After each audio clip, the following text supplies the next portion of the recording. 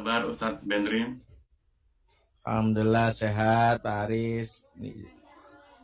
Alhamdulillah. Masih lockdown ya? Alhamdulillah kemarin dari lockdown kurang lebih 2 minggu, kita udah open lagi Ustadz dari tanggal Alhamdulillah. berapa? 15 kalau nggak salah. Alhamdulillah. Jadi kembali ke sesi pre-lockdown ya, tapi masih menjaga jarak. Alhamdulillah. Baik.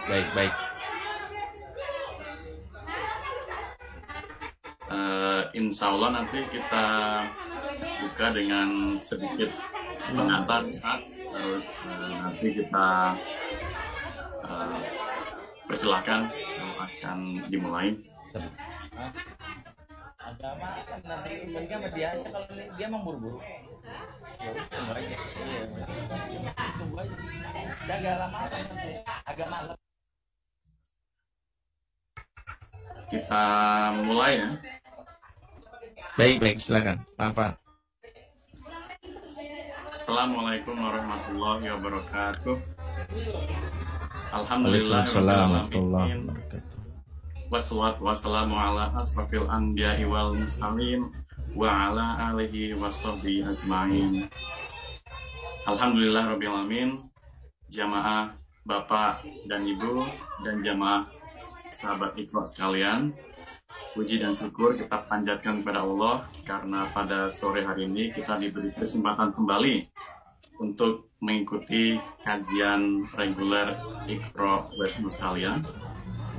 Insya Allah kajian pada sore hari ini kita akan mengambil tema tentang agar rumah serasa di surga. Telah bersama kita narasumber Ustadz Bendri. Nanti kita akan tampilkan bersama kita di layar Zoom, atau bagi teman-teman jamaah sahabat Iqra yang mengakses lewat Facebook, nanti kita akan memulai kajian. Untuk pengantar dari topik yang akan kita angkat agar rumah serasa di surga, sepertinya ada 2 kata yang nanti insya Allah Ustadz Bendri akan memaparkan dengan lebih jelas, yaitu apa yang dimaksud dengan rumah dan bagaimana itu surga sebenarnya. Mungkin di dalamnya kita bisa lihat bagaimana ciri-ciri rumah dan penghuni-penghuninya di surga, bagaimana tips-tipsnya untuk menjadi rumah yang baiti janati yang kita harapkan bersama-sama insya Allah. Untuk Bapak, Ibu, dan jamaah sahabat Iqra yang insya Allah baru pertama melakukan interaksi dengan Ustadz Bendri, mungkin sekilas biografi yang dapat saya sampaikan, Ustadz Bendri yaitu konselor ketahanan keluarga Indonesia. Mungkin yang istilah itu masih banyak kita temukan di berbagai media atau kajian-kajian sebelumnya. Beliau aktif melakukan seminar-seminar parenting dan mengisi kajian-kajian baik itu di tanah air dan di beberapa negara di luar Indonesia. Untuk memasuki acara kajian, beberapa agenda yang kita akan lalui insya Allah selama kajian, yaitu Ustadz Bendri akan memulai kajian dan nanti sekitar pukul 6, mungkin 6 lewat sedikit waktu Western Australia, atau kurang lebih pukul 5 waktu Indonesia Barat. Kajian insya Allah kita rangkum dan dilanjutkan dengan sesi tanya jawab. Untuk pertanyaan, komen, atau masukan bagi Bapak, Ibu, jamaah, dan sahabat Iqra bisa disampaikan melalui chatbox yang mengakses melalui Facebook ataupun melalui kontak detail panitia kajian Iqra bersama saya yang tertera di layar. Semoga insya Allah ada di layar untuk sore hari ini. Dan kita akan hadirkan Ustadz Bendri. Assalamualaikum warahmatullahi wabarakatuh. Ustadz Bendri.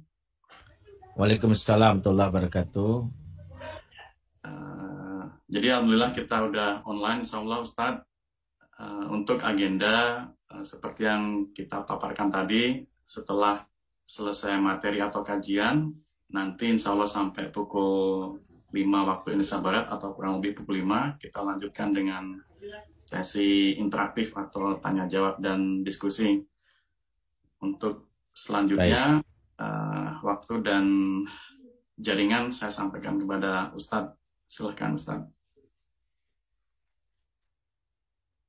Baik, jazakallah khair Pak Aris dan juga ayah bunda semua yang ada di Perth dan wilayah sekitarnya. Bismillahirrahmanirrahim. Assalamualaikum warahmatullahi wabarakatuh. Innalhamdulillah nahmaduhu wa nasta'inuhu wa nastaghfiruh wa na'udzubillahi min syururi anfusina wa sayyiati a'malina. Man yahdihillahu fala mudilla lahu wa may yudlil fala hadiyalah. Asyhadu an la ilaha illallah wahdahu la syarikalah wa asyhadu anna Muhammadan abduhu wa rasuluhu la nabiyya ba'dah. Wala haula wala quwata illa billahi wa ba'd. Ikhwatal iman a'azakumullah jami'an, Bapak, Ibu-ibu, teman-teman semua, saudaraku saudariku yang ada di Perth dan wilayah sekitarnya di West Australia, atau siapapun mengakses kajian ini di manapun saat ini berada. Alhamdulillah sore hari ini di waktu Indonesia bagian Barat dan menjelang maghrib tentu mungkin di waktu Perth kita bisa berkumpul bersilaturahim via online untuk boleh dibilang melanjutkan pembahasan atau kajian kita yang saya ingat ini mungkin sesi ketiga dari kajian sebelumnya. Kita masih membahas tentang rumah serasa di surga yang sejatinya adalah suatu kajian yang mengingatkan bagaimana peran kita khususnya untuk menciptakan suasana yang menyenangkan, suasana yang betah. Sebab salah satu petaka pertama pengasuhan adalah ketika rumah tak lagi dirindukan. Nah inilah hal yang membahayakan. Ketika rumah tak lagi dirindukan, maka membuat anak-anak kita, khususnya juga para anggota keluarga yang lain, itu betah berada di luar. Ada yang nongkrong di mall, ada yang nongkrong ada yang nongkrong di tempat-tempat keramaian, di pusat-pusat perbelanjaan. Disitulah predator seksual, bandar narkoba mengincar. Makanya ketika rumah tak dirindukan inilah hal yang paling berbahaya. Nah, rumah yang tak dirindukan adalah rumah yang tidak mencerminkan suasana surga, karena ketika rumah baiti jannati berganti jadi baiti nari, maka sejatinya itu akan berujung kepada sesuatu yang membuat penghuninya tidak betah, ya. Karena Al-Quran ketika menyebutkan ciri dari suasana neraka, salah satunya sebutkan surah Al-Maidah, yuriduna ayyakhruju minan nar. Mereka, para penduduk neraka, selalu ingin keluar dari neraka tersebut. Jadi kalau kita simpulkan betapa gambaran neraka adalah gambaran di mana neraka memberikan pengaruh, yaitu ketika para penghuninya itu tidak betah berada di dalamnya. Maka kita harus memahami bahwa jangan sampai akhirnya kita lebih banyak berada di rumah-rumah itu tidak mampu menghasilkan suasana membuat penghuninya betah. Karena itu kajian kita adalah kajian berseri lanjutan yang mudah-mudahan bisa kita pahami, karena sebelumnya kita sudah bahas suasana neraka yang harus kita hindari yang berada dalam rumah. Di antaranya suka berteriak, saling menyalahkan, karena teriak-teriakan itu adalah gambaran penduduk neraka, sebagaimana firman Allah, hum yastarihuna fiha, maka penduduk neraka suka berteriak-teriak di dalamnya. Makanya kalau ada yang suka teriak-teriak, mohon maaf kalau istilah istri saya, jangan nih titisan malaikat Malik gitu suka mampir. Artinya penduduk neraka kalau itu suka berteriak-teriak. Nah sekarang kita bahas bagaimana membangun suasana surga. Suasana surga yang sering kita impikan adalah upaya membangun gambaran tentang ciri-ciri surga yang ada di rumah. Dan ciri-ciri surga yang ada dalam rumah sejatinya diceritakan dalam Al-Quran, yaitu bagaimana rumah itu mencerminkan aktivitas dan perilaku penghuni surga. Itulah yang sejatinya harus kita wujudkan. Di mana Al-Quran secara tersirat menyebutkan bagaimana sejatinya penduduk surga ini ditampilkan untuk kita wujudkan di dalam rumah. Ketika kita sudah memahami ini, maka tinggal kita checklist. Adakah gambaran ini ada dalam rumah kita? Ketika rumah tidak memberikan gambaran suasana surga, maka sejatinya gambaran rumah serasa surga sudah mulai hilang. Apa saja ciri-ciri atau gambaran penduduk surga dalam Al-Quran? Yang pertama Allah sebutkan adalah yaitu ketika yaitu Al-Quran diceritakan cirinya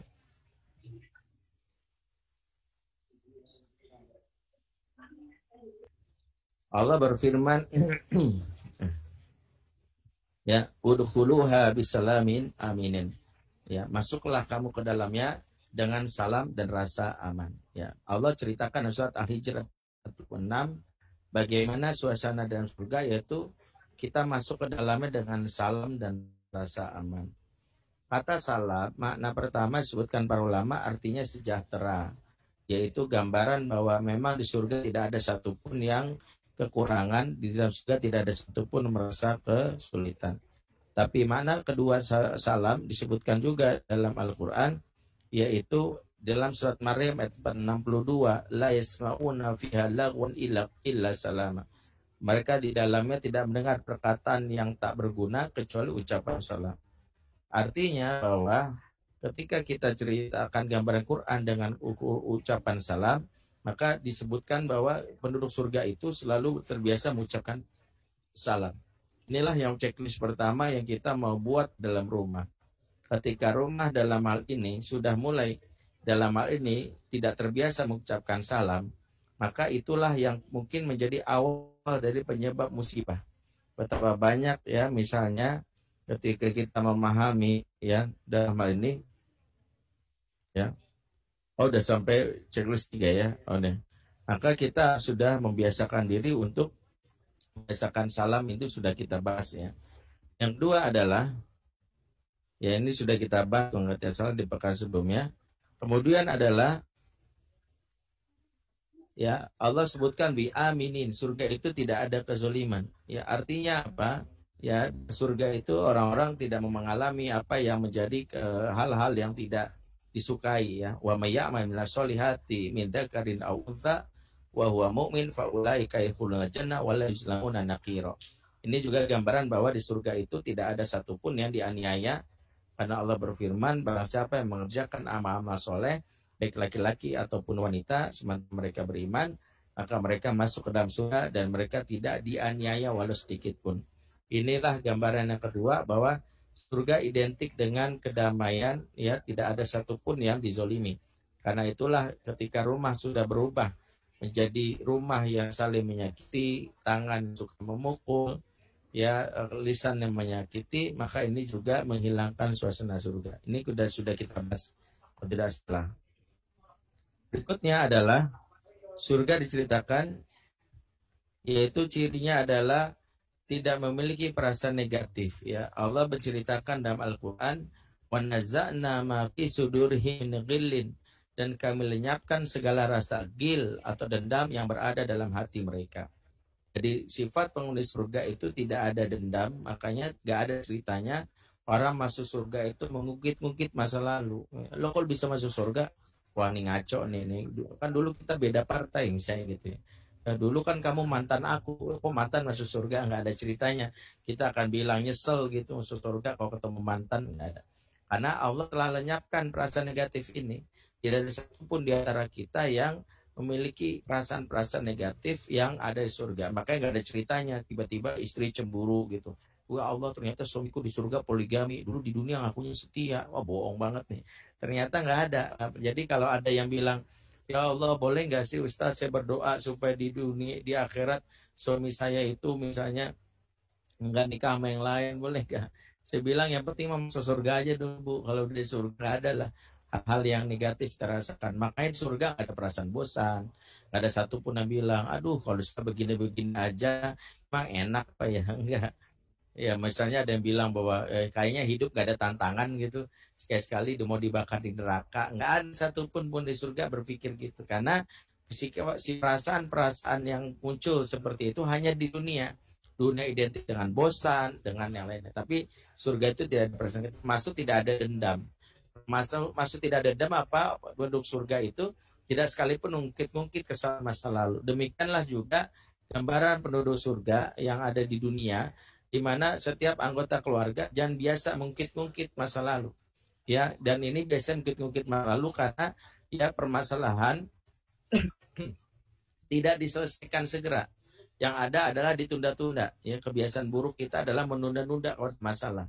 Ya misalnya ya nanti juga tidur aja juga lu hilang. Nah itu salah satu problem yang muncul yang membuat kita akhirnya menjadi masalah. Kenapa? Karena emosi manusia itu menumpuk. Ketika akhirnya daya tampungnya itu tidak lagi bisa menampung, lama-lama jeger gitu ya. Dan ini yang terjadi. Itulah mengapa jangan biasakan kita kalau ada masalah untuk ditunda-tunda, lebih baik segera selesaikan. Itulah mengapa ciri yang 1-3. Saya tidak salah, kita sampai kepada poin ini. Nah, sekarang kita sampai kepada poin yang keempat. Bagaimana penduduk surga yang keempat itu adalah ikhwanan ala sururi mutaqabilin, ya. Mereka merasa bersaudara, duduk berhadap-hadapan di atas dipan-dipan. Artinya apa? Penduduk surga itu punya kebiasaan ngobrol. Ya, punya kebiasaan duduk berhadap-hadapan. Jadi Bapak, Ibu semua, kalau kita nanti masuk surga ya doain ya, amin gitu. Kita itu kan biasa ngomong gini Pak, ya nyantai gitu. Gimana ceritanya? Situ bisa masuk surga gitu ya. Oh saya dulu kena selendang kiai mati misalnya. Jadi ya saya bisa masuk surga gini. Oh situ gimana? Ya saya dulu pernah misalnya ya pada saat menuntut ilmu tiba-tiba keserempet motor, mobil, meninggal misalnya. Atau saya dulu pernah COVID, cerita. Ya pada saat kita di dunia, kita di akhirat, kita ceritakan pengalaman ini. Inilah gambaran suasana surga yang ceritakan penduduk surga itu akrab, suka bercakap-cakap alias ngobrol. Makanya ketika penduduk surga tidak memiliki, ya makanya dalam ayat lain kalau sebutkan itu faqbala ba'dhum la ba'dhi yatasaalun. Mereka penduduk surga itu suka duduk berhadap-hadapan dan ngobrol, ya artinya mereka itu memang terbiasa melakukan hal ini yang disebutkan dalam Al-Quran. Maka kalau kita simpulkan ketika di rumah itu sudah tidak memiliki lagi yang namanya ya keinginan untuk berhadapan ngobrol, ya rumah tapi tak sejiwa, ya sering saya sampaikan istilah ini. Banyak orang merasa serumah tapi jiwanya tidak terkoneksi. Ayah ada di ruang tamu, ya bunda di kamar, anak di kamar masing-masing, ya begitu bunda nyusul ke ruang tamu, ayah malah balik ke kamar. Suasana inilah yang membuat akhirnya ya hilangnya ikatan hati, ya, kelekatan dan kedekatan khususnya menjadi kurang. Itulah yang bahaya ketika kelekatan kurang, yaitu masuknya pihak ketiga. Dan ini yang menjadikan awal dari petaka dan rumah tangga. Nah kebiasaan ngobrol, ya suka bercakap-cakap inilah yang harusnya sering harus kita lakukan dalam rangka untuk ya menakrabkan ya bagaimana suasana dalam rumah. Berapa banyak kita yang mungkin selama ini tidak menyadari bahwa kebutuhan ngobrol ini mampu menyelesaikan apa yang selama ini gundah gulana dalam hati. Kenapa ada orang menyimpan dendam, menyimpan emosi negatif? Karena tidak disalurkan. Anak-anak misalnya ketika tidak dibiasakan ngobrol, mereka banyak menyimpan rahasia. Dan itu hal yang buruk ya, apalagi di zaman now. Saya ingat salah satu ya nasihat dari Profesor Gregory Slayton. Saya belajar bersama beliau di workshop yang diadakan di Singapura. Apa kata beliau? Petaka yang kita antisipasi di zaman sekarang ini ketika anak punya kalimat that's my privacy. Kenapa mereka punya kalimat ini? Karena mereka tidak merasa akrab untuk membicarakan apa aja yang ada di lingkungan ini kepada orang tua. Karena sudah ada border, ya border itu ditandai yaitu ketika obrolan itu tidak menyenangkan, ya tidak akrab, sebatas basa-basi. Kita tahu bahwa banyak rumah sekarang menjelma ya menjadi rumah terminal atau keluarga terminal. Di mana keluarga terminal kalau kita simpulkan ya mohon maaf ya mungkin yang pernah ke terminal pasti tahu yang lihat ada orang misalnya ketika di terminal ya saya kan ngomongnya basa-basi mau kemana mas, mau ke Bogor, oh situ mau kemana ya mau ke mana misalnya ke Bandung ya ada apa mas di Bandung bentar ya bisa lewat langsung jalan. Itulah gambaran keluarga terminal yang tidak sempat ngobrol lama-lama. Maka ciri khas keluarga terminal nggak pernah rapat.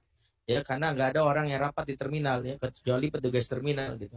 Nah ketika di rumah tidak didapatkan kebiasaan untuk ngobrol lama seperti misalnya bapak bicara sama anak cenderung ya basa-basi udah makan belum nak PR udah belum, hafalan kamu udah berapa gitu. Misal setelah itu anaknya bilang, Pak, aku kan ada pentas seni Islam, kira-kira aku mau bahas apa ya, nanti mau tampilin drama apa ya. Kemudian dan cepat Bapak bilang, aduh Papa nggak ada waktu ya, nanti aja lah. Begitu juga ngomong sama istri juga begitu ya, ketika nanya, mah udah cicilan Alphard udah dibayar belum, misal gitu ya, cicilan Baskom ya, dari Alphard ke Baskom misalnya udah gitu. Kemudian eh, anak kita habis ini mau pesantren atau sekolah negeri, nanti aja deh, nggak sempet. Nah, ketika tidak sempat bicara dalam waktu yang lama, inilah keluarga terminal. Nah, keluarga terminal inilah sejatinya banyak ditemui di kita. Mereka terkonek, mereka serumah tapi tak sejiwa. Ini yang paling bahaya, terutama dengan adanya gadget di tangan, yang kadang-kadang membuat ya kita lebih memperhatikan ya mata kita ke gadget dibandingkan ke orang sekitar kita, kepada misalnya istri dan atau suami atau dengan anak-anak kita. Bahkan kebiasaan ini kita bawa sampai ke meja makan. Yang sebenarnya meja makan itu adalah tempat terbaik ya untuk kita ya menguatkan hubungan. Tapi sekarang di momen yang tidak berharga, salah satu hal yang saya ingat ketika misalnya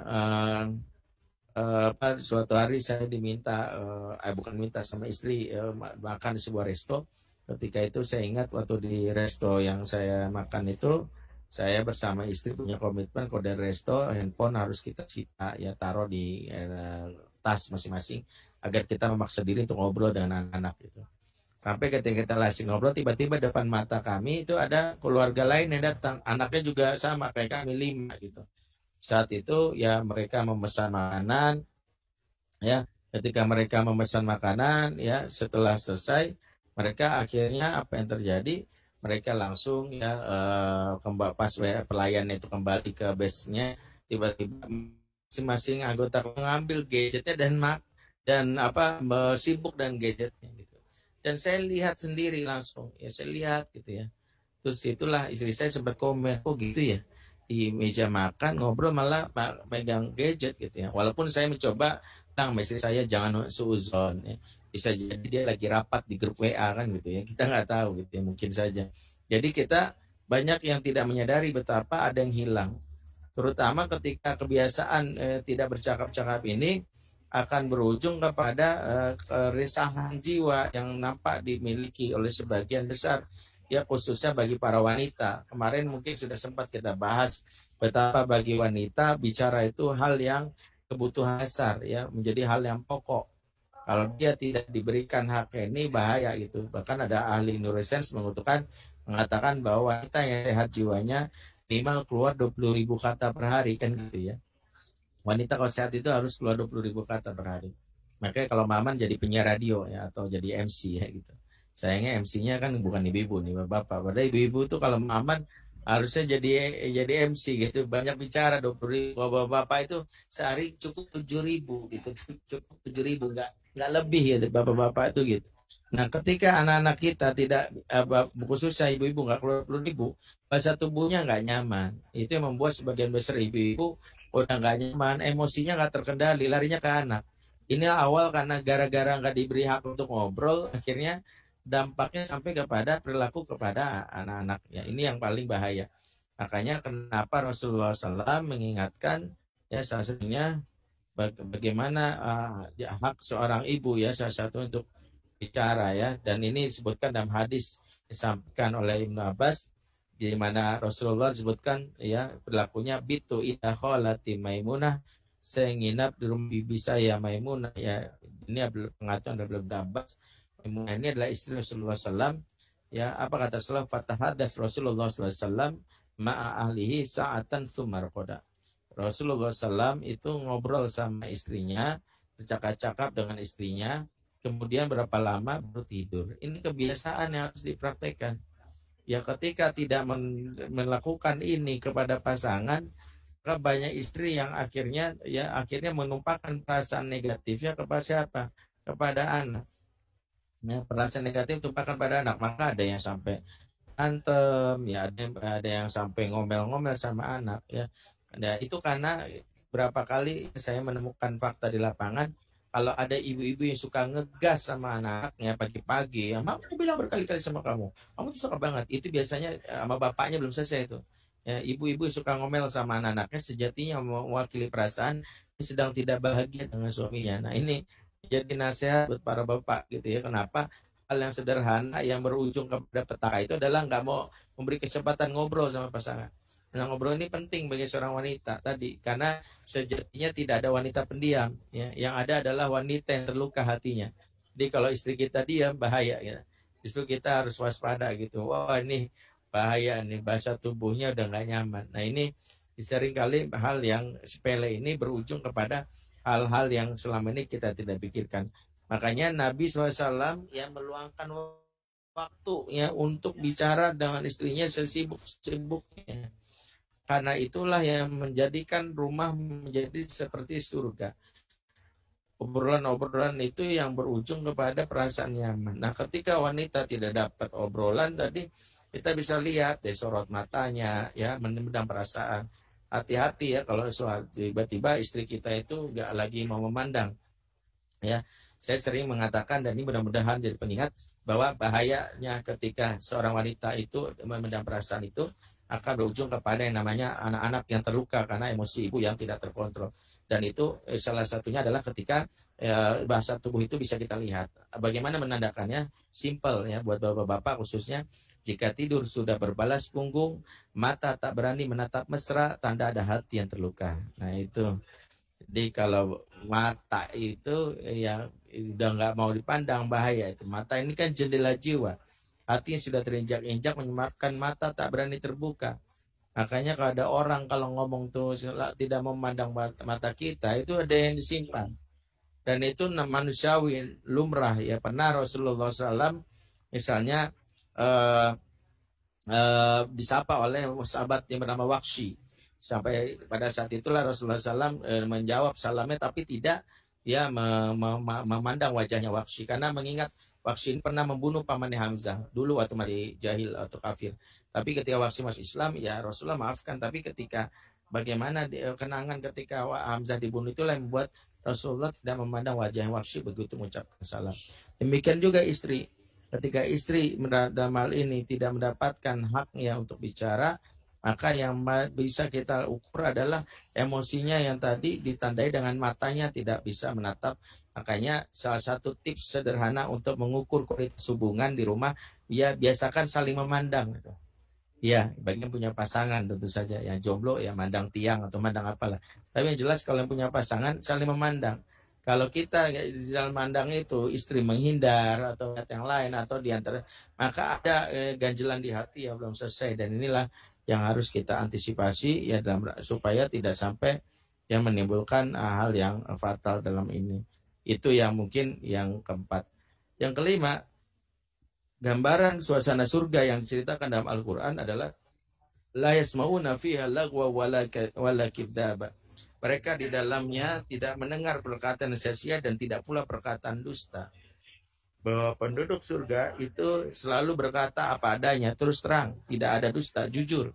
Inilah yang harus kita pelajari betapa kedustaan itu juga hal yang mencabut suasana surga yang ada di dalam rumah.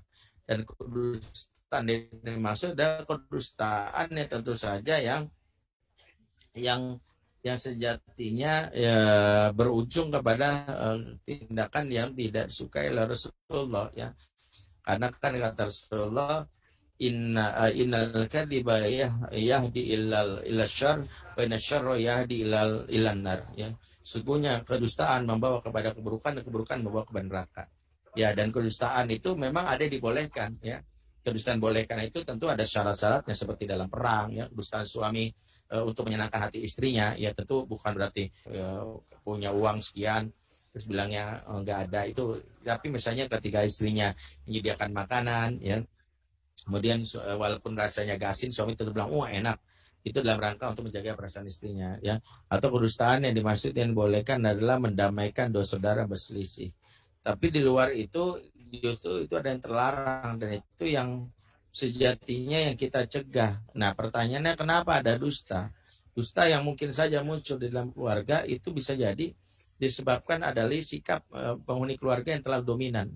Kalau misalnya anak itu suka berdusta, maka lihat siapa yang dominan. Karena betapa banyak anak-anak yang misalnya dalam hal ini yang berdusta biasanya dari perasaan insecure. Ya, disebabkan satu, yang pertama misalnya tuntutan yang terlalu banyak ya. Anak-anak yang berdusta itu biasanya karena terlalu banyak tuntutan. Ya, terlalu banyak tuntutan. Yang kedua adalah dusta disebabkan karena orang tua yang bisa jadi terlalu keras atau galak. Makanya bahayanya orang tua yang keras dan galak ya sesuai dengan apa yang tadi diurai berujung kepada sifat dusta yang muncul khususnya di anak.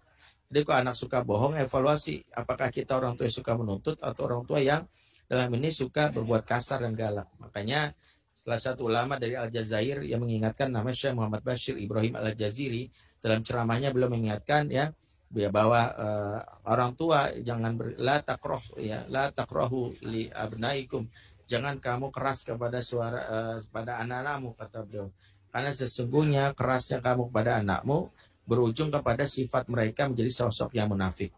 Ya, betapa banyak ya diingatkan oleh Syekh Muhammad Bashir ini, orang tua yang galak, orang tua yang kasar mendidik anaknya menjadi munafik. Ya, salah satu sifat munafik itu bohong. Maksudnya gimana Ustadz? Maksudnya kok bohong dari orang tua yang keras? Saya kasih logikanya aja ya.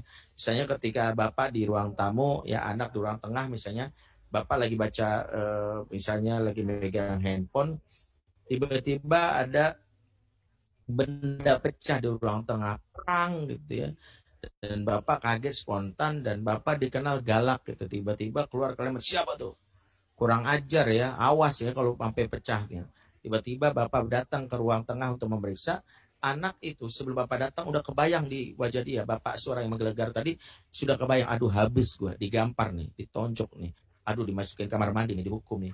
Maka dengan spontan tubuh itu punya mekanisme tubuh itu. Mekanisme bertahan. Maka dia pun langsung kucing. Aku tadi lihat kucing. Dia spontan berbohong. Nah, banyak orang tua yang ketika merasa tekanan dilakukan itu dalam rangka untuk membuat anak itu ya bisa mengikuti aturan. Tapi aturan yang muncul akibat tekanan itu sejatinya adalah aturan yang hanya ditaati tanpa kesadaran. Inilah mengapa pendekatan dalam Islam yang tepat itu bukanlah dengan kekerasan. Kekerasan itu tidak efektif. Yang ada banyak anak-anak yang akhirnya berdusta. Dusta itu salah satunya seperti itu. Makanya kalau kita berkaca dari kisah yang disebutkan oleh Imam Tabrani dalam kitab Mujam Kabir, ada kisah sahabat bernama Khawat bin Jubair. Maka kita dapati betapa cara Rasul untuk membuat seseorang yang berdusta akhirnya menjadi jujur. Nah ini menarik. Diceritakan oleh Imam Tabrani, seorang sahabat bernama Khawat suatu hari ikut rombongan Rasulullah SAW. Ya, rombongan Rasul. Pada saat dia ikut rombongan Rasul itu, apa yang terjadi? Ya, tiba-tiba pagi-paginya saat matahari terbit, saat mereka lagi kemah di sebuah tempat, lewatlah rombongan perempuan muslimah. Nah, Khawat ini seorang anak masih belia ABG. Melihat muslimah lewat itu, dia langsung keluar berdandan, ya, berhias diri dengan gamis bagus dan pakai wangi-wangian ya. Ini kalau istilah anak muda zaman now modus ya, TP gitu ya. TP, tebar pesona. Maka dia lewat ini modus anak muda gitu untuk dekat sama perempuan. Nah, saat itulah apa yang terjadi, Rasulullah melihat itu dari kejauhan. Maka Rasulullah menegurnya, ya berkata, "Ya Khawat, ma fa'alta hunak? Kamu ngapain di sana?"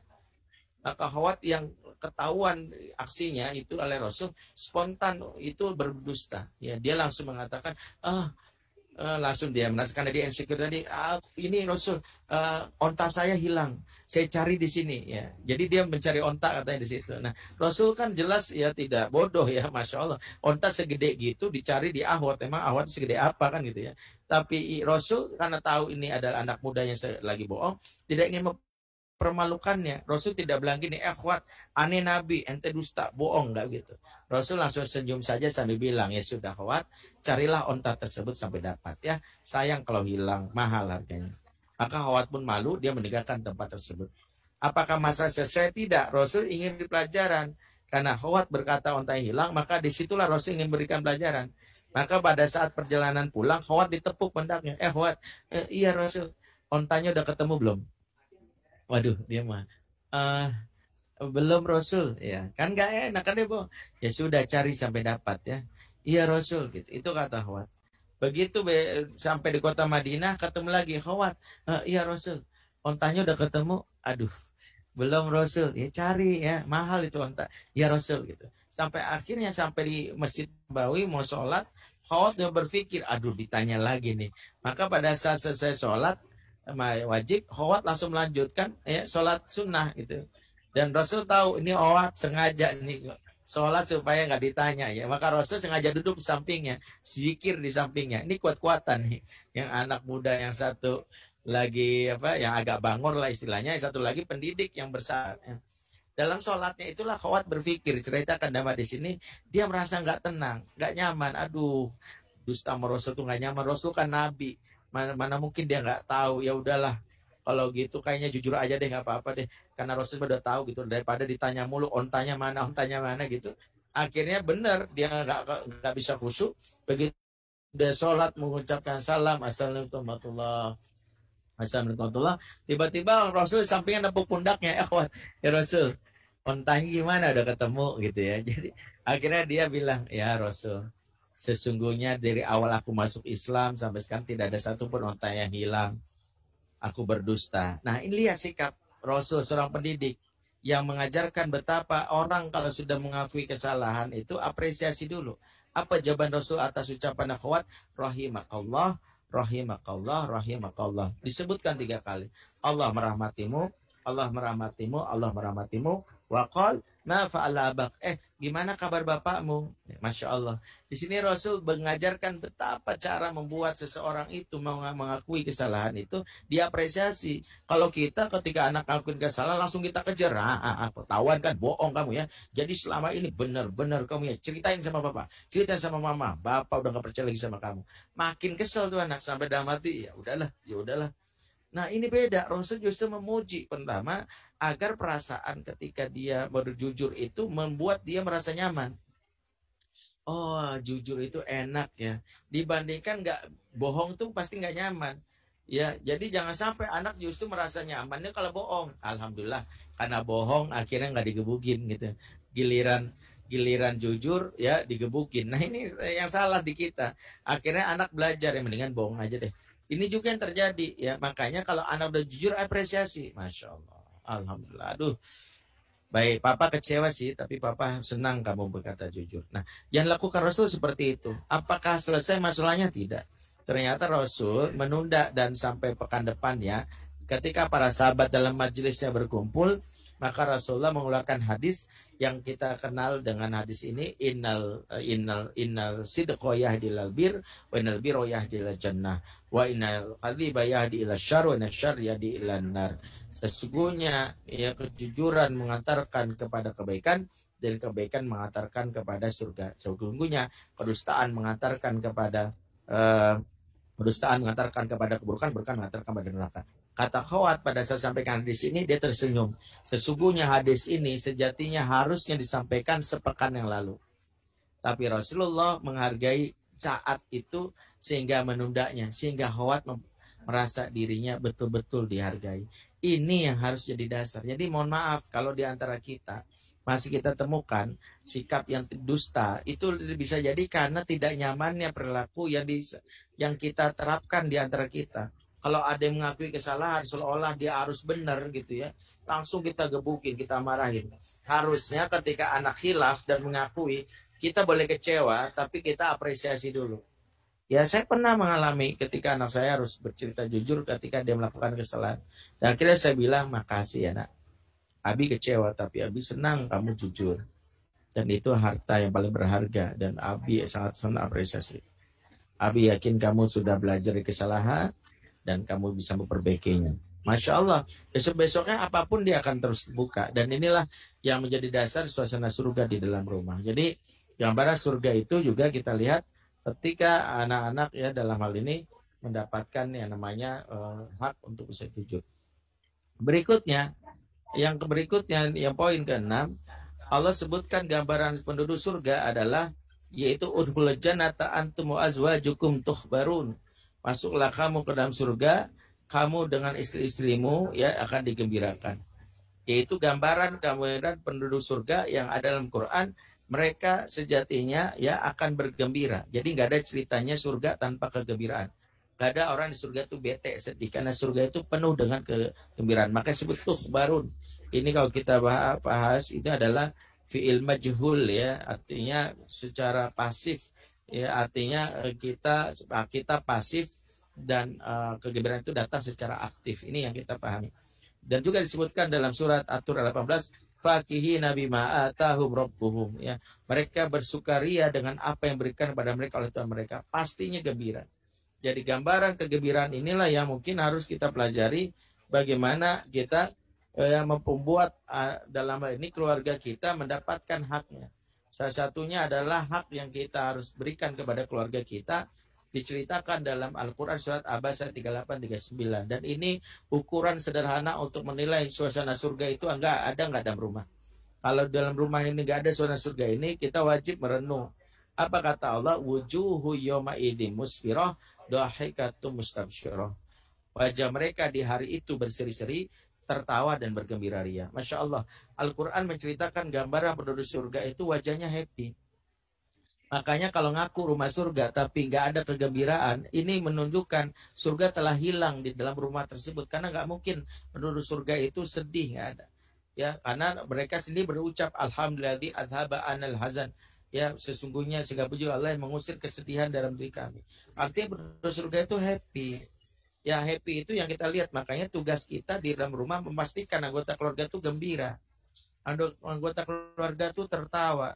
Karena kegembiraan itu selain mencirikan bagaimana suasana surga, juga yang kedua membuat anak-anak betah berada di rumah. Kalau ada program yang dicanangkan pemerintah, baik yang ada di Indonesia maupun Australia, stay at home, dia akan berlaku kalau kegembiraan itu diwujudkan. Betapa banyak anak-anak yang diminta stay at home, nggak betah nongkrong di luar. Kalau di Indonesia itu tempat-tempat nongkrong, semisal mall, cafe, itu ramai bejibun padahal di masa pandemi. Saya dulu ketika jadi konselor, saya sering nemuin anak-anak yang nongkrong di pinggir jalan, di warung kopi. Ternyata rata-rata berasal dari anak-anak yang rumahnya bagus. Mereka rumahnya mentereng. Tapi kenapa mereka nongkrong di warung kopi yang kopinya sendiri nggak istimewa-istimewa banget? Jawabannya tuh sangat klasik dan sangat klise. Jawabannya apa? Karena di rumah nggak bisa ketawa. Nggak bisa senyum. Rumah tuh tegang, bapak itu sama bunda tidak bisa menghadirkan ini. Kalau ngeliat wajah bunda dan ayahnya itu kaku kayak kanebo kering katanya. Gak bisa senyum, gak bisa ekspresif. Bayangkan betapa ayahnya kalau duduk meja makan, pertanyaannya bikin anak stres. Baru duduk langsung nanya, nak menurut kamu inflasi ekonomi berapa persen di negeri ini? Langsung ditanya inflasi ekonomi gimana? Anak bisa, ini kata anak, ya Allah, Ibu Sri Mulyani di Indonesia aja nggak bisa jawab pertanyaan ini. Nih gue yang ditanya, sampai anak mikir, gue jangan-jangan tinggal di Korea Utara ya. Nih papa jangan-jangan Kim Jong Un lagi nyamar nih. Jadi papanya dianggap Kim Jong Un. Kenapa? Karena papanya nggak bisa bikin senyum. Maka ketika senyuman hilang bahaya. Karena bagi anak-anak ya senyuman atau kegembiraan itu atau tawa itu udah kayak NKRI, harga mati. Ya kalau nggak dipenuhi di rumahnya, dia cari di luar. Makanya sejatinya kegembiraan itu yang menjaga anak-anak untuk bisa betah. Apalagi kegembiraan ini bagian yang juga dibutuhkan terutama di masa pandemi ya. Di masa pandemi ini kan ya kita butuh imunitas tubuh, dan salah satu imunitas tubuh itu diajarkan yaitu dengan cara memberikan yang menjadi salah satu tugasnya adalah yaitu dengan ketawa, karena ketawa itu memicu 3 zat ya, ada hormon happiness ya. Apa sih hormon happiness itu? Ada 4 kalau nggak salah. Ada oksitosin, dopamin, serotonin, dan endorfin. 4 zat yang keluar dari hormon happiness ini akan memacu yang namanya imunitas tubuh. Di masa pandemi ini kan kita butuh itu. Makanya sebagian besar anak sakit, stres bisa jadi karena nggak bisa gembira. Ya saya sekeluarga sudah mengalami COVID ya, kena kami sekeluarga saya, istri, anak-anak ya gitu. Waktu istri saya pertama kali nyatakan dan saya enggak, dokter minta berpisah, saya bilang enggak. Ya, saya bilang enggak bisa, jangan pisahkan kami gitu ya. Ya tanpa COVID pun istri saya nyesek, nggak ada saya, apalagi ada COVID makin nyesek, saya bilang. Tapi Pak, kalau dipisah lah, saya bilang saya percaya istri saya sama saya pasti happy dan insya Allah mau percepat semuanya. Terus Bapak gimana? Nyantai aja, insya Allah saya gampang lah. Makanya saya malah bulan madu tuh sama istri. Anak diungsiin, kita berdua ya itu bercanda, ketawa, ya maaf ya kita sering diranjang berhubungan gitu. Kenapa? Karena kita dalam hal ini untuk memicu yang namanya hormon happiness tadi. Karena hormon happiness itu kegembiraan yang harus kita munculkan di dalam rumah. Ini sedihnya ya kalau di Indonesia itu berapa kali saya berikan saran sama teman. Kalau suami atau istri kena COVID jangan dirawat rumah sakit. Kalau saya, bismillah lah, kegembiraan itu ada ketika di rumah. Ketika di rumah itu mereka rasa suasananya nyaman. Bahkan dokter kami, ya dokter pribadi kami, dia itu menangani kami seperti keluarga. Dia nggak pakai APD, dia cuma masker doang. Bayangkan dia datang ke rumahnya, Pak, gimana Pak gitu. Dia nggak perlu khawatir, kata dia. Ya, kalau sing lihat profil Pak Bendri ini orangnya happy banget dan sangat mendukung istrinya. Istrinya cepat sembuh lah Pak. Gitu. Bapak juga kayaknya sih saya lihat nggak ada gejala. Tapi saya akan nyatakan Bapak kayaknya udah kena juga nih Pak. Ya nggak apa-apa lah dok. Ya daripada istri saya ditinggalin sendiri ya. Kenapa? Karena kegembiraan itu dibutuhkan. Makanya beberapa kali saya temuin, walaupun saya nggak bisa simpulkan, karena saya bukan dokter ya, saya terlalu pede kalau saya simpulkan. Tapi beberapa kasus yang orang justru dibawa ke rumah sakit, itu bukan karena penyakitnya, stresnya. Ya, terus stres ngelihat di sebelah, wah dia meninggal, deg-degan dia. Kenapa? Bisa jadi ya, karena dia mekanisme tubuhnya itu nggak terpacu hormon happinessnya dia. Nah inilah kenapa imunitas tubuhnya itu lewat kegembiraan. Nah yang keempat, kenapa kegembiraan itu menjadi hal yang penting? Karena salah satunya kegembiraan itu juga mempengaruhi minat belajarnya anak-anak. Kalau kita lihat cara belajar itu kan dipengaruhi dari korteks ya. Korteks ini, jadi kan otak mamalia itu terbagi jadi dua. Ada korteks, ada limbix. Limbix itu pusat perasa, korteks pusat berpikir. Antara limbix dan korteks ada namanya insula. Insula itu ya sejenis kayak paralon yang menyambungkan dari limbix ke korteks. Kalau limbix tertekan alias stres, maka nggak bisa anak belajar ya, karena insulanya terjepit, nggak bisa menyalurkan informasi. Tapi kalau limbixnya terbuka, insula terbuka, maka anak akan happy dan itu membuat dia bisa menyerap ilmu, menyerap informasi. Ya itulah mengapa nggak mungkin belajar di rumah kalau misalnya dipaksa dan ditekan tapi nggak ada kegembiraan. Nah, kembali mewujudkanlah kegembiraan di dalam rumah dengan cara apa? Yaitu jadilah sosok lelaki penghibur. Saya selalu sebutkan ini. Lelaki penghibur itu maksudnya menghibur anggota keluarga. Kalau di buku saya, buku Fatherman ya, mudah-mudahan udah pada baca. Kalau nggak ada fotokopi aja bagi-bagi. Nah itu ya, atau juga buku Fatherman kedua insya Allah terbit ya, mungkin Senin depan sudah bisa di-download dan itu gratis ya karena bentuknya e-book. Silakan daftar di www.fatherman.id. Jadi siapa yang lebih dulu daftar dia akan dapat tanda tangan saya dan juga nama khusus dari yang pemesannya, dan itu gratis free. Jadi silakan kalau mau daftar di www.fatherman.id. Fatherman 2 judulnya Suara Hati Bunda untuk Ayah. Nah, di buku yang saya tulis ada lelaki penghibur. Maksudnya lelaki penghibur itu para ayah jadilah lelaki penghibur seperti yang tugaskan Rasulullah. Karena Rasulullah itu tugasnya menghibur keluarga, dan menghiburnya para laki-laki itu dapat pahala. Karena Rasulullah sendiri menjamin itu. Kata Rasulullah, kullu syai'in laisa lahu fihi min dzikrillah la'ibun wa lahwun illa. Segala sesuatu yang tidak ada zikir kepada Allah di dalamnya sia-sia belaka kecuali. Apa pengecualiannya? Mula'abatul rajul ma'a ahlihi, canda tawa seseorang kepada anggota keluarga. Jadi canda tawa seorang pada anggota keluarga itu memberikan kegembiraan, dan itu yang diinginkan oleh Rasulullah. Bagaimana seorang ayah pada rumah itu mampu menghadirkan hal-hal yang menyenangkan. Dan ini dipraktekkan oleh para sahabat ya. Bagaimana para sahabat itu hidupnya itu sangat dinamis, saatan, sehingga kalau di rumah itu mereka bergembira. Bahkan ada sahabat ya, Zaid bin Sabit, yang diceritakan suatu hari ya oleh kawannya bernama Sabit bin Ubaid, ya diceritakan oleh Sabit bin Ubaid dalam kitab Adabul Mufrad. Ya apa kata beliau? Ma ra'aitu ahadan ajalla idza jalasa ma'al qaumi wala afkaha fi baitihi min Zaid bin Sabit. Saya belum pernah melihat laki-laki, kata beliau, yang lebih gagah saat berada di hadapan kaumnya, ya lebih gagah berwibawa saat berada di hadapan koleganya, namun lebih lucu dan lebih kocak saat di rumahnya dibandingkan Zaid bin Sabit ya.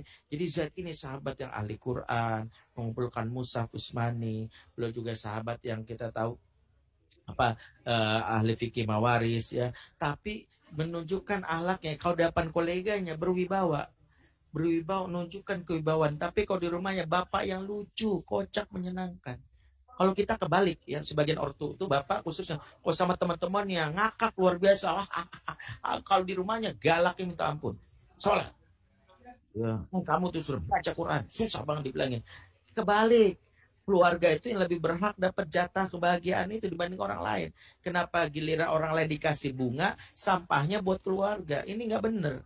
Kalau kita ingin berbagi kebahagiaan, orang mulai dari yang terdekat. Karena kan Al-Quran mengajarkan itu. Seperti firman Allah dalam surat Al-Isra 26 itu. Wa atidal qurba haqqahu, berikan hak khususnya kepada orang terdekatmu. Kalau engkau bisa senyum sama orang lain, keluargamu lebih berhak dapat senyumanmu. Kalau engkau bisa bersabar sama orang lain, orang lain, anak dan istrimu lebih berhak dapat kesabaranmu. Jangan sampai kebalik. Giliran di depan customer service, sebagian ibu-ibu ada yang bisa enggak ya Pak, maaf. Ada kan ya ibu-ibu yang depan customer service, sebagai customer service, orang klien udah gebrak meja aja masih bisa sabar. Iya Pak, maafkan kami prosedurnya gitu. Masih bisa sabar tuh. Giliran anak baru numpahin air sedikit. Air tumpah. Bener-bener kamu ya. Anak numpahin air sama klien yang gebrak meja, lebih menyakitkan yang gebrak meja daripada numpahin air. Tapi anak diomelin, klien dimaaf-maafin. Berarti apa? Orang lain kau kasih bunga, giliran orang terdekat dikasih sampah. Ini kan nggak bener. Makanya kita harus menyadari kalau yang benar itu kegembiraan itu untuk jatah orang keluarga terdekat. Jangan sampai orang lain dikasih. Makanya ketika kegembiraan ini tidak diberikan, ketika anak merasakan hidup di rumah itu bete, membosankan, maka pelariannya itu kok nggak ke gadget. Gadget itu memenuhi kebutuhan tadi. Mengapa mereka bisa berlama-lama nonton YouTube atau ngelihat di sosmed? Karena bisa ketawa puas, gitu. Sementara di rumah nggak bisa. Makanya kenapa? Inilah yang menjadi dasar salah satu hal yang dipraktekkan di dalam rumah, menjaga supaya keluarga itu diberikan haknya, itu diberikan ya hiburan ya. Salah satunya ini tugas ayah. Jadi ayah itu sebut laki penghibur. Dalam buku Father Man digelarnya entertainment ya. Entertainment. Ayah itu menjadi laki entertain. Walaupun nggak harus ayah itu jadi habis ini harus belajar sama Sule nih gitu ya, ikut stand up komedi, enggak. Bahwa kebahagiaan itu, kegembiraan itu nggak harus ayah ngelucu, tapi ayah yang fleksibel, berbicara dengan hal yang receh ya. Kadang nggak harus serius-serius amat, kadang misalnya bermain sederhana, bermain kelitikan aja, atau mengomentari sesuatu itu dengan ringan, itu membuat anak tersenyum. Bahkan kalau ayah nggak bisa melucu, ayah tersenyum dan berekspresi yang menyenangkan saja sudah membuat anak nyaman. Taib ya, saya pikir ini mungkin baru sampai 6, sejatinya sudah banyak sekali, masih ada 9 slide lagi yang mungkin ya harus di slide, tapi karena waktunya cukup sampai 6 saja, supaya nanti ada lain waktu kita bisa sambung jika ada kesempatan, tapi karena waktunya terbatas cukup sampai 6, dan ini mudah-mudahan bisa memicu para ayah, khususnya para bunda, bagaimana membangun suasana surga dengan gambaran seperti yang tadi kami sampaikan. Itu saja mungkin yang bisa sampaikan. Kami serahkan balik kepada Pak Aris. Mungkin ada hal yang bisa dilakukan setelah ini. Kalau memang tidak ada pertanyaan, nggak ada masalah. Ya izin kami biasanya syuting di studio kami di rumah di Jakarta. Saat ini kami di luar kota, ada di daerah Rangkas Bitung, sedang ada acara keluarga. Jadi kami membuat dadakan ya. Mungkin kalau ada noise, suara-suara yang mengganggu, karena staf kami yang kami ikutkan supaya mendampingi, yaitu juga sedang mensiasati gimana supaya tidak ada gangguan untuk sinyal dan gangguan untuk suara. Sudah diakal-akali, kalau masih ada bocor-bocor dikit, minta maaf sekali. Aku lukulazam fastaghfirullahaladzim. Wassalamualaikum warahmatullahi wabarakatuh. Waalaikumsalam warahmatullahi wabarakatuh. Jazakallah khair Ustaz Bendri. Tadi memang kualitasnya alhamdulillah cukup bagus. Jadi materi yang disampaikan sama display PowerPoint yang di-share, insya Allah dapat kita lihat dengan jelasnya. Untuk lebih interaktif, silakan kepada Bapak Ibu, sahabat Iqra atau jamaah sekalian yang ada di channel Zoom, silakan jika ingin menampilkan video masing-masing, jadi kita bisa berdiskusi secara interaktif ya. kalau ada komen, pertanyaan atau masukan, jadi insya Allah kita bisa diskusikan dengan Ustadz Bendri.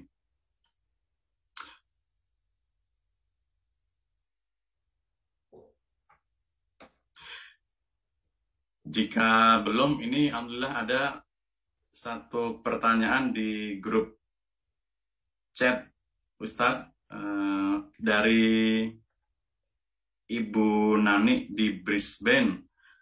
Jika berkenan Ibu Nani, silakan unmute jika ingin bertanya langsung dengan Ustadz.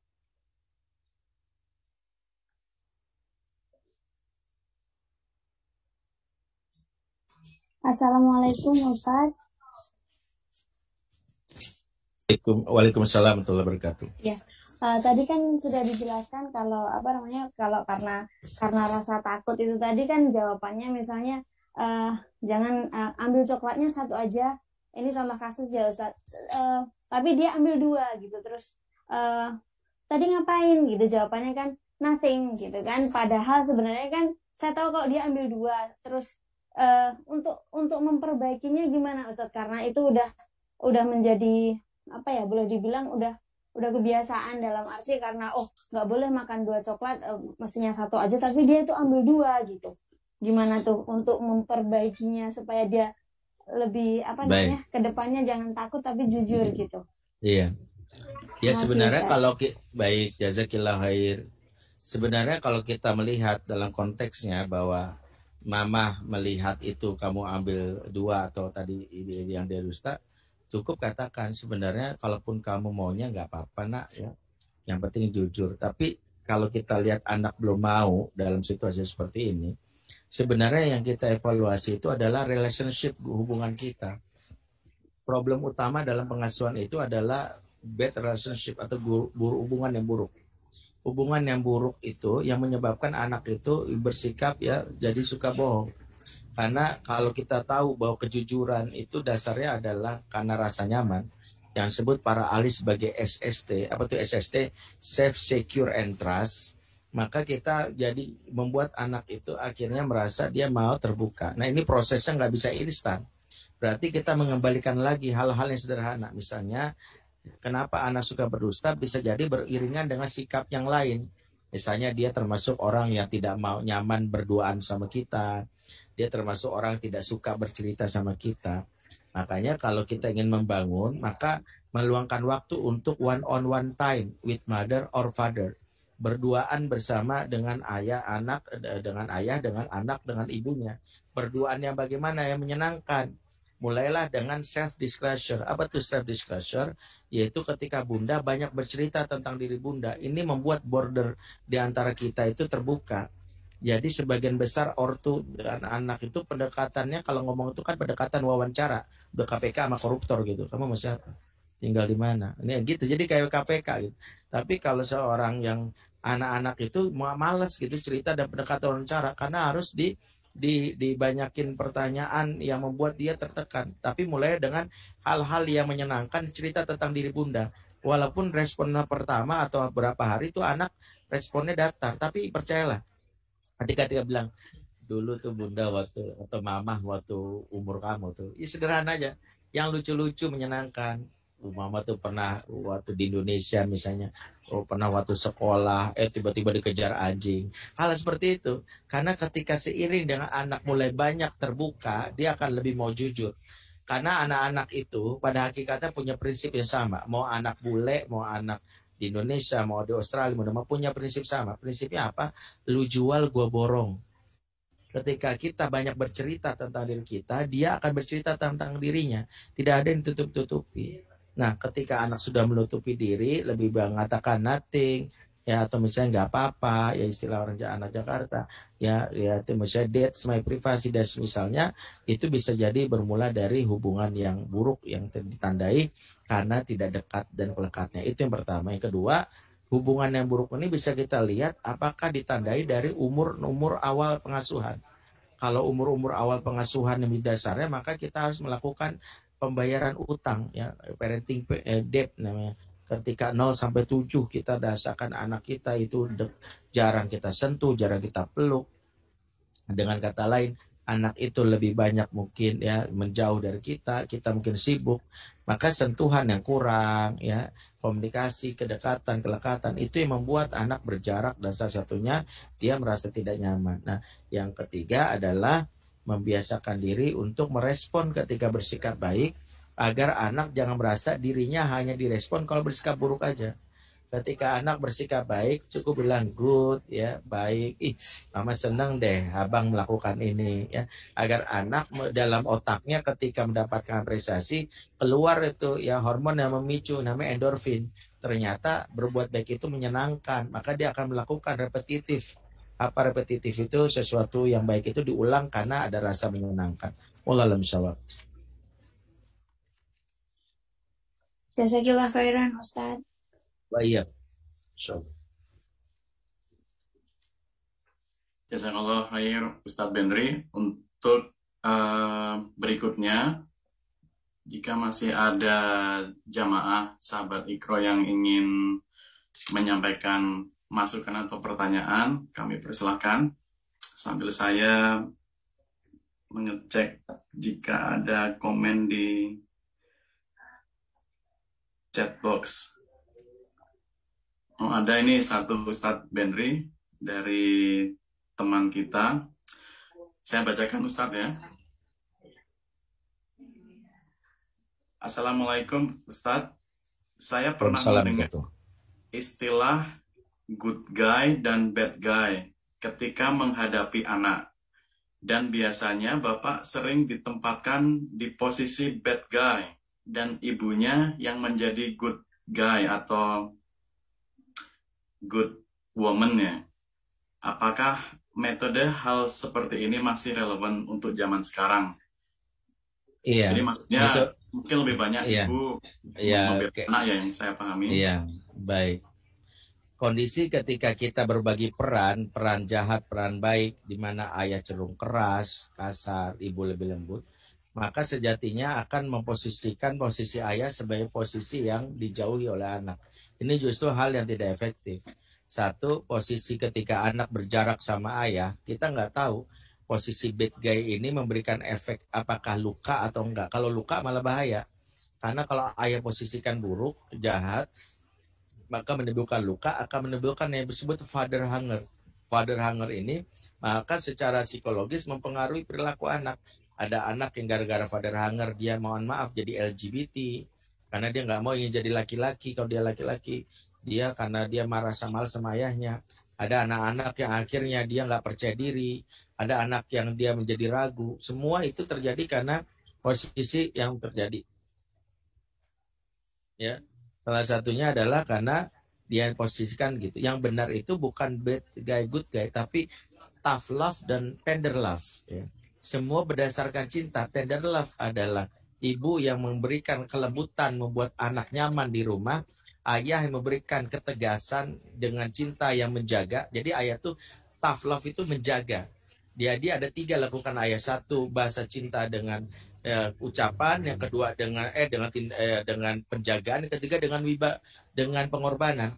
Jadi ayah yang dalam hal ini memberikan penjagaan itu walaupun tidak harus marah, tapi ayah memberikan reason yang membuat anak sadar. Bisa gini, bisa anak mau pergi, kemudian perempuan yang bilang, ayah pergi ya, jam berapa? Jam 9. Maaf ya nak, tidak. Kok ayah begitu sih? Ayah khawatir aja kalau malam-malam. Ayah nggak mau anak ayah terjadi apa-apa. Tapi aku perlu gini-gini, ya sudah ayah antar ya. Ini yang benar. Jadi posisinya ayah tegas, ingin menjaga. Jadi kalau dimusuhi bahaya. Bukannya disebut bad guy, good guy, tapi ayah masuk wilayah yang memberikan ketegasan. Di wilayah inilah ayah memberikan aspek sebagai orang yang menegakkan aturan. Karena sejatinya dalam ilmu pengasuhan, sesuai dengan apa yang diajarkan oleh Allah, ada 2 peran yang harus lalui sebagai pengasuh. Wa ma arsalnaka illa mubasyira wa nadhira. Tidaklah engkau diutus Muhammad kecuali kasih kabar gembira dan peringatan. Jadi Nabi Muhammad itu punya 2 peran. Kabar gembira berkaitan dengan kehangatan, peringatan berujung kepada controlling, kontrol, pengawasan. Makanya kalau kita lihat Nabi juga melakukan ini, 1 kabar gembira, 1 peringatan. Anak itu harus dapat dua-duanya. Nah, Pertanyaan kabar gembira dominan mana? Lebih dominan ibu karena ibu memberikan kehangatan dan pelukan sentuhan. Kalau peringatan di mana? Dominan ayah karena ayah menjaga anak keluar. Jadi ayah mengatakan, maaf nak, tidak di luar itu. Hati-hati, ayah. Nah itu peran ayah. Jadi bukan ayah yang didefinisikan apa harus jahat gitu ya, marah kasar, tidak. Maka ini akan berujung kepada hal-hal yang negatif. Apalagi kalau anak-anak dibesarkan dengan pola ayah yang buruk, akan mengalami father hunger, dan father hunger ini malah tidak sehat secara psikologis ya. Wallahu a'lam. Baik, jazakallah Ustadz. Untuk Bapak atau Ibu yang bertanya tersebut, jika masih ada follow up pertanyaan atau hal yang ingin disampaikan, silakan. Soalnya tidak muncul nama di layar ya. Nah, untuk yang follow up tadi, Ustadz Bendri, ketika kepala keluarga itu mempunyai ciri khas sebagai pemimpin yang tidak mau dipimpinnya. Nah, bagaimana menjadi suami yang entertainer ya? Itu saya dapatkan maksudnya gimana? Nah, buku ini yang tadi Ustadz Bendri ceritakan ya. Saya alhamdulillah udah baca 2 kali, tapi memang bahasanya memang mengasihkan Ustadz. Jadi apakah menjadi entertainer itu kita kehilangan misalkan tanpa menghilangkan sikap ketegasan itu ya? Iya. Misalkan dengan bercanda. Baik. Dan Baik. memberi reward ya kepada keluarga kita ya.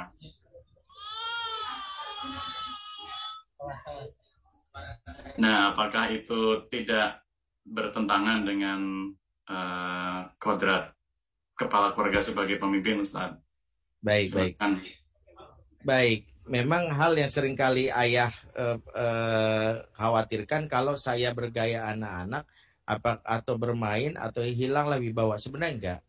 Kalau kita berwibawa itu jatuh kalau kita bermain dan seperti anak-anak tapi dengan pikiran anak-anak. Yang benar itu adalah bermainlah dengan pikiran orang dewasa. Bermain gaya anak-anak tapi pikiran kita tetap orang dewasa. Misalnya kalau anak sudah keterlaluan, kita bilang, nah tidak. Bercanda sama papa boleh, tapi ini enggak. Itu tidak. Itu tegas. Tapi itu dipraktekkan. Makanya bermain yang kita lakukan oleh Rasulullah itu kok bermain serius. Misalnya Rasulullah pemain itu seriusnya apa? Rasulullah itu nggak takut yang kita anggap jatuh wibawa. Lihat contohnya, Rasulullah itu pernah menjulurkan lidah ke cucunya Husain. Itu pada saat cucunya masih berumur 3 tahun dengan gitu. Kalau kita, bakalan jatuh. Enggak, Rasulullah aja nggak jatuh karena wibawa itu akumulasi dari sikap-sikap sebelumnya. Kalau wibawa itu dibangun atas 3 hal. 1, cinta. 2, penjagaan. 4, 3, pengorbanan.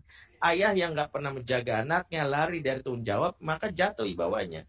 Makanya kalau ayah main sama anak, malah nggak ada wibawanya. Tapi kalau ayah yang ketika dalam situasi normal, misalnya ayah menunjukkan, misalnya lagi dalam keadaan situasi sulit, makanya kenapa saya bilang di buku Fatherman itu ada 7 topi.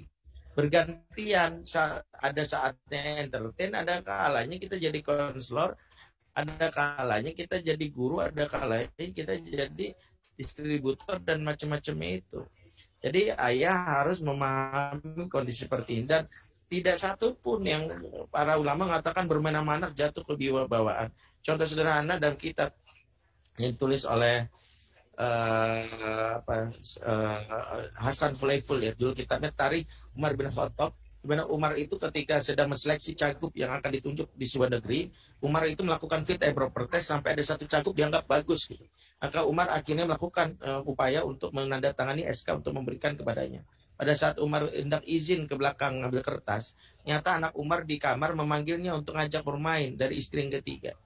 Abi main gitu. Ketika anak itu mengajak main, Umar main persis kayak guru TK zaman sekarang, main kuda-kudaan, lompat-lompatan. Pemandangan ini justru dilihat oleh cagup tadi, dan cagup ini merasa heran awalnya, tapi sempat dia protes gitu ya. Begitu ditanya, Laibta Amirul Mukminin, Anda kok main sama anak Anda? Maka Umar malah nanya balik, emang kamu gak pernah main sama anak kamu? Dengan tegas, dengan cepat dijawab oleh Cagup tadi, saya gak sempat main karena saya sibuk ngurus urusan umat. Jawaban ini bukannya Umar suka. Kata Umar, jangan kamu katakan kamu peduli sama rakyatmu kalau orang yang terdekat denganmu saja tak pernah merasakannya. Dan itu yang sering kali kita lakukan.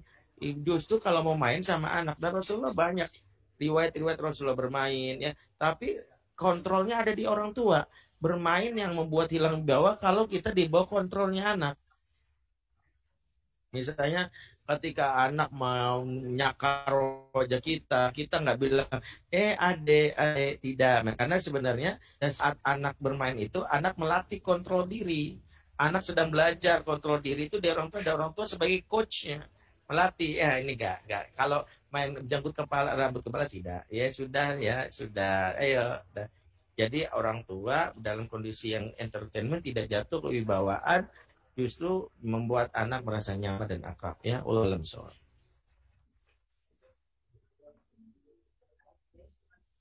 Jazakallah Ustadz Bendri. Saya ingin cek lagi ke channel Zoom. Silahkan Bapak, Ibu, atau jamaah yang masih ingin mengutarakan pendapat, komen, atau bertanya, dapat langsung unmute dan menyampaikan pertanyaannya. Silahkan. Assalamualaikum Pak Ustadz.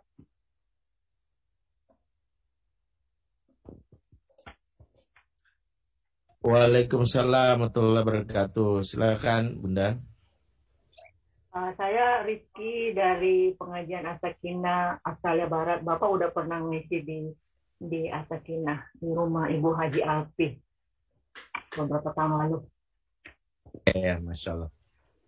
Ya. Masya Allah. Terima kasih juga Pak Inci sudah diberi kesempatan bertanya. Pertanyaan saya gini Pak, tadi tentang apa itu penjelasan dari nomor 1 sampai 6 ya tadi ya, dan semuanya yang Kiki mau fokuskan ke pertanyaannya poin 4 yang berbunyi, pertanyaan saya muncul begini, gimana dengan seorang single mother yang tadi ada dijelaskan bahwa ibu-ibu yang seorang ibu yang ada hal yang belum terselesaikan dengan pasangannya atau suaminya, itu akan bisa larinya ke anaknya. Nah, bagaimana dengan seorang single mother? Terus terkait dengan itu, apa trik-trik seorang single mother untuk membangun surga di dalam rumahnya, yang dia seorang single mother, nggak ada suami begitu Pak. Terima kasih Pak Ustadz. Baik, Masya Allah Bunda, makasih. Pertama, single mother atau single parent itu ada 3 kategori ya. Pertama adalah ditinggal mati oleh suami. Yang kedua, ditinggal cerai.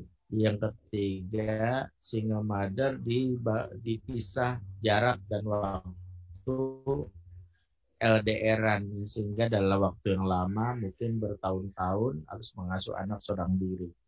3 hal ini ya bisa terjadi. Tapi ada juga yang keempat ya, single mother, yaitu ya ngasuh anak ngerasa sendirian gitu, suami cuek aja, itu juga ada single mother. Tapi secara umum kalau berkaitan kesendirian, khususnya karena ditinggal mati atau ditinggal diri, maka ketika kita bangun suasana surga dengan pemahaman bahwa kita harus memiliki ya kemampuan berbicara. Ingat ya, riset menyebutkan wanita itu butuh bicara. Karena itu energi bicara itu bisa disalurkan dalam banyak hal. Satu, yaitu Bunda harus banyak mengucapkan zikir. Karena suatu hari seorang ibu pernah nanya sama kami, Ustadz, gimana ya, saya suka marah-marah mulu sama anak saya single mother. Dan saya marah-marah mulu, gimana cara supaya gak marah-marah? Saya bilang, ibu caranya adalah, kalau ibu mau, ya ibu ikutin saran saya, tapi agak berat nih. Saran Ustadz apa? Ibu bisa, ya caranya zikir sholawat Nabi sebanyak 5.000 kali. Dulu capek banget Ustadz, 5.000. Iya, Karena ibu udah 5.000, makanya ibu nggak minat lagi ngomel sama anak gitu ya, karena energinya udah habis sama selawatan. Mereka udah 5.000 udah sih, karena ketika ibu energi ngomong yang nggak disalurkan, energinya lari ke anak. Intinya sebenarnya seorang ibu itu butuh katarsis emosi. Nah, katarsis emosi bagi ibu single mother bisa lakukan lewat 3 hal. Satu, banyak kita berminta itu dengan lafaz yang betul-betul kita dengar. Yang kedua, banyak mengobrol sama orang yang kita percaya dengan bahasa tidak ada, bahasa dengan orang yang kita percaya. Yang ketiga adalah banyak menulis. Karena menulis itu salah satu yang diajarkan Imam Nawawi. Khoti itu kata Imam Nawawi artinya menulis ya. Kenapa menulis? Karena menulis itu katanya menenteramkan pikiran, mencerahkan batin. Maka ibu-ibu jarang nulis itu cenderung emosional. Salah satu yang bisa ibu lakukan agar energi bicara itu bisa dikeluarkan adalah dengan menulis. Makanya skill yang dilakukan sebagian ahli zaman sekarang itu namanya writing terapi menulis. Terapi menulis itu membuat energi menjadi positif ya. Alhamdulillah. Jazakallahu Pak Ustaz. Iya, udah Rizky. Baik, Ustadz Bendri, di layar chatbox juga Ustadz telah men-share kontak number jika ada jamaah atau Bapak Ibu yang ingin bergabung dengan kelas parenting online. Silakan menghubungi nomor tersebut. Untuk kesempatan berikutnya, jika ada Bapak Ibu pekan depan, ya silakan Ustaz. Ya, sebagai informasi, pekan depan kita bahas mendidik anak laki-laki ya. Jadi mendidik anak laki-laki usia 0 sampai 7 sampai 15 tahun ke atas. Jadi ada 3 sesi, ada kelas pagi, ada kelas siang, ada kelas malam. Jadi kelas malam silakan ikut hitung waktunya aja, waktu Indonesia bagian barat. Ada kelas siang, ada kelas pagi. Ya hari pertama kita bahas tentang anak laki-laki 0 sampai 7, terus anak laki 7 sampai 15, anak ketiga 15 ke atas. Bisa disesuaikan, silakan dari nomor chat. Nanti pekan berikutnya kita bahas tentang membayar utang dan membasuh muka pengasuhan. Kemudian baru pekan berikutnya bahas mendidik anak perempuan. Jadi berurutan materinya termasuk manajemen konflik pasutri. Ya, silakan Pak Aris, itu segala informasi aja. Ya, terima kasih. Pak, tadi hari Sabtu depan Pak maksudnya?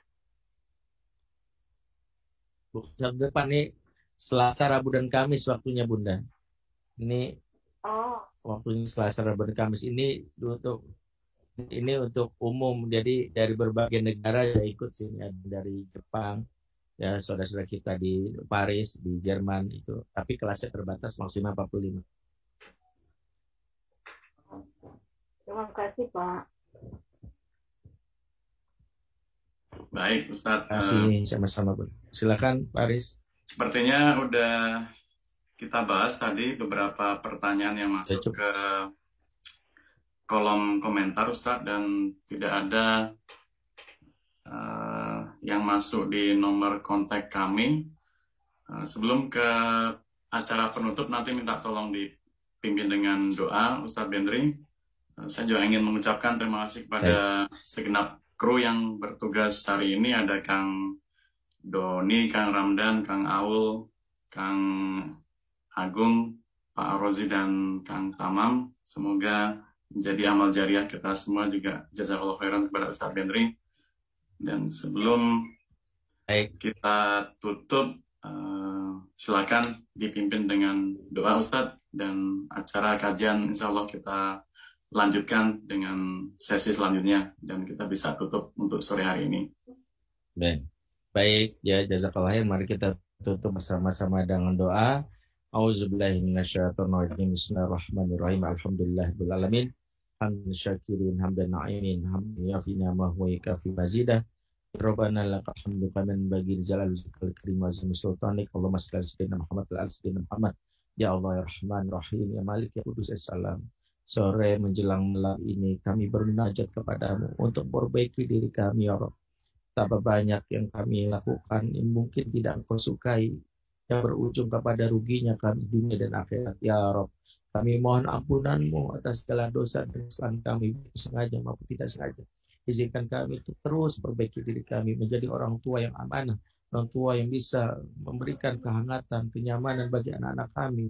Ampunilah sekiranya ada kata-kata yang mungkin menyakiti anak kami, ada kehilafan dan sikap kami yang membuat anak kami terluka. Sungguh kami memohon agar Engkau mengizinkan kami masuk surga bersama-sama. Izinkan kami membawa pasangan kami, anak-anak kami, Bapak Ibu yang mertua, karib kami untuk bisa berjumpa dengan kasih-Mu Rasulullah SAW di surga nanti. Izinkan kami ya Rabbana untuk bisa masuk surga bersama-sama tanpa harus melewati neraka. Dan ya Rabbana izinkan kami untuk bisa mengakhiri hidup ini dengan husnul khotimah. Rabbana atina min ladunka rahmah wa hayyi lana min amrina rasyada. Rabbana hab lana min azwajina wa dzurriyyatina qurrata a'yun waj'alna lil muttaqina imama. Rabbana ighfir lana wa li walidina warhamna rabbana shighara. Rabbana atina fid dunya hasanah wa fil akhirati hasanah wa qina adzabannar. Subhana rabbika rabbil izzati amma yasifun wa salamun alal mursalin. Alhamdulillahirabbil alamin. Assalamualaikum subhanakallahumma wa bihamdik asyhadu an la ilaha illa anta astaghfiruka wa atubu ilaik. Assalamualaikum warahmatullahi wabarakatuh. Waalaikumsalam warahmatullahi wabarakatuh.